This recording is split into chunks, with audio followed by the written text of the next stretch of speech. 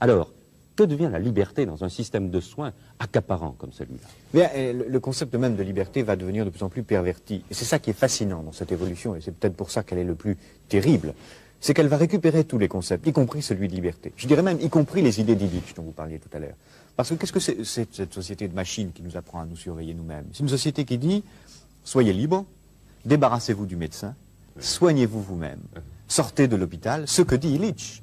Et autrement dit, elle va, sous prétexte de liberté, sous prétexte d'autonomie, créer les conditions de l'aliénation la plus formidable, qui est en quelque sorte l'aliénation par soi-même, volontaire, à une norme imposée de l'extérieur.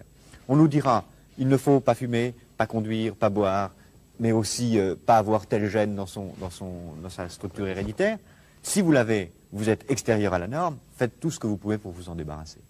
Et autrement dit, on fera que ce qui est la forme absolue de la dictature, que chacun d'entre nous ait librement, entre guillemets, envie d'être conforme à la norme.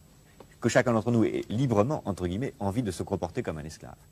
Et ce qui est la forme absolue de la dictature, puisqu'on fera que chacun d'entre nous aura envie d'imiter un modèle, une copie, une sorte d'idéal standardisé qu'on nous imposera de l'extérieur. Et ce qui est fascinant, c'est que c'est à travers la médecine, à travers le bien et le mal, à travers le rapport à la mort, que cette nouvelle forme de société totalitaire est en train de s'installer.